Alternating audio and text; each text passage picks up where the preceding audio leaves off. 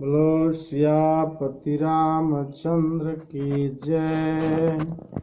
संकट मोचन हनुमान जी महाराज की जय।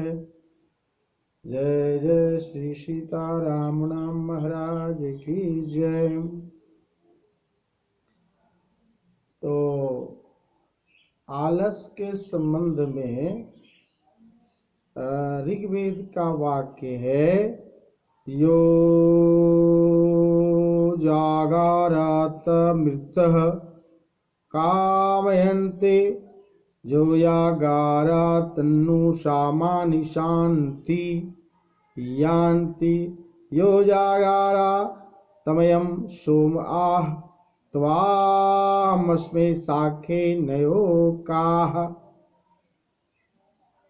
जो जागृत हैं और आलस व प्रमाद से सदैव सावधान रहते हैं, उन्हीं को इस संसार में ज्ञान और विज्ञान प्राप्त होता है, उन्हीं को शांति मिलती है, वे ही महापुरुष कहलाते हैं। इतिहास साक्षी है। उत्तिष्ठ जागृत प्राप्त ब्राह्मणी बोधतः। उठो, जागो और जब तक ध्येय को न पालो रुको मत। स्वामी विवेकानंद का यह मूल मंत्र है। उठो, जागो और जब तक ध्येय को, एम को, लक्ष्य को न पालो रुको मत, बढ़ते चलो। स्वामी विवेकानंद ने यह मूल मंत्र संसार के हित के लिए दिया है। एक भजन भी है, उठ जाग मुसाफिर भोर भयो, अब रैन कहाँ जो सोवत हैं, हारन कहाँ जो सोवत हैं, जो जागत हैं सो पावत हैं, जो जागत हैं सो पावत हैं, जो सोवत हैं सो खोवत हैं। उठ जाग मुसाफिर भोर भयो, अब रैन कहाँ जो सोवत हैं। जागो, उठो और जागो, तभी कुछ पा सकोगे, अन्यथा यह मनुष्य जीवन ही व्यर्थ हो जाएगा। तात्पर्य है, पहले मनुष्य को आलस का त्याग कर देना चाहिए। नीतिपदोष में भी, हितोपदेश में भी कहा गया है, नीतिपदोष में भी कहा गया है, षड्दोषा पुरुषेनेह हातव्या भूतिमिच्छता, अनिद्रा तंद्रा भयं क्रोध आलस्यम दीर्घसूत्रता। ऐश्वर्य चाहने वाले व्यक्ति को, ऐश्वर्य का मतलब होता है सब प्रकार से संपन्न, वैसे व्यक्ति को 6 दोषों से दूर रहना चाहिए। वह है क्या भैया? निद्रा, तंद्रा, भयम, क्रोध और आलस्य, साथ साथ दीर्घसूत्रा। ये 6 दीर्घसूत्रता आज के काम को कल पर टालने की जिसकी आदत है, ये 6 दोष जिनमें वर्तमान है, उन्हें ऐश्वर्य की प्राप्ति नहीं हो सकती है। और जो वीर पुरुष होते हैं वे इस 6 दोषों को त्याग कर संसार में उत्कृष्ट स्थान प्राप्त करते हैं। काल करे, आगे कहा गया है, काल करे सो आज कर, आज करे से अब, पल में प्रलय होएगा बहुरी करोगे कब। इस प्रकार अभ्यास करते रहने से ही हम उत्तम से उत्तम गुणों को प्राप्त करके एक सफल नागरिक बनने में सफल हो पाएंगे। अपने में धारण करें, सद्गुणों को धारण करें, सफलता की सीढ़ियों पर आराम से पहुंच जाएंगे, चढ़ जाएंगे। पराज स्थिति अत्यंत विषम और विषयी हो गई।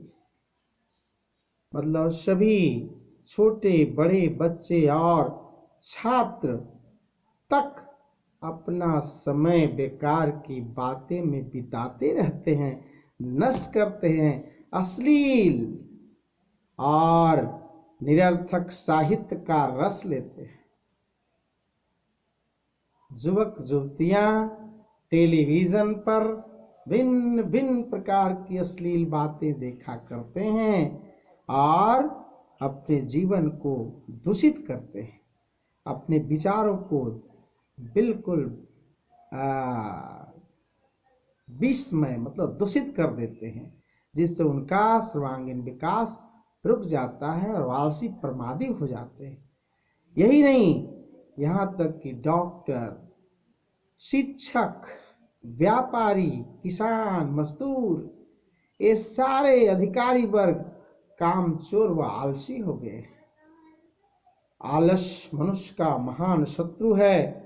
समाज से आलस रूपी राक्षस को मार भगाना हम महान वीरों का मूल कर्तव्य है, जो हमें स्वामी विवेकानंद के जीवन से शिक्षा मिलती है। उन्होंने आलस को त्यागा और पुरुषार्थी बने। मनुष्य को उनसे शिक्षा लेनी चाहिए कि आलसी व्यक्ति सदैव दुख पाते हैं। इसलिए हमें सबको कर्मनिष्ठ और उद्यमी होना चाहिए। आलस्य ही मनुष्य का महान शत्रु है, इससे बढ़ के कोई शत्रु नहीं है, और उद्यम ही सबसे बड़ा उसका बंधु। वह हमें आलस्य में पाप के मार्ग पर ले जाते हैं। सुस्ती और आलस्य के वशीभूत होकर हम अनेक पाप कर्मों को करते हैं।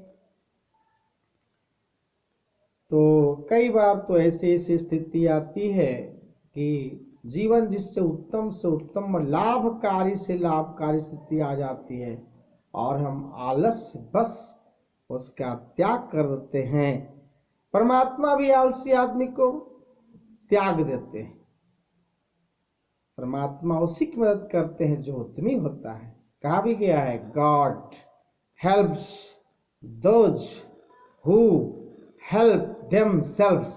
God help those who help themselves.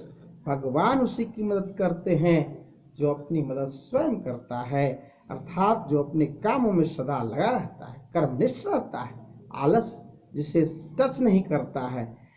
यह सारा संसार यज्ञ में है। हमें सदैव सावधान रहकर श्रम व पुरुषार्थ करते रहना चाहिए। किसी भी कार्य को छोटा समझकर उसकी उपेक्षा या अवहेलना नहीं करनी चाहिए। एक दिन छोटा पद पाने के बाद मनुष्य उत्तम से उत्तम पोस्ट पर भी पहुंच जाता है, और नहीं जो ऐसा करता है उसे बहुत कष्ट जीवन में उठाना पड़ता है। बाद में पछतावा के अलावा कुछ हाथ नहीं लगता है। तो व्यक्ति को उन्नतिशील होना चाहिए। समाज में जितने भी महापुरुष आज तक हुए इस पृथ्वी पर, जैसे स्वामी दयानंद सरस्वती को ले लीजिए, कर्मनिष्ठ हुए।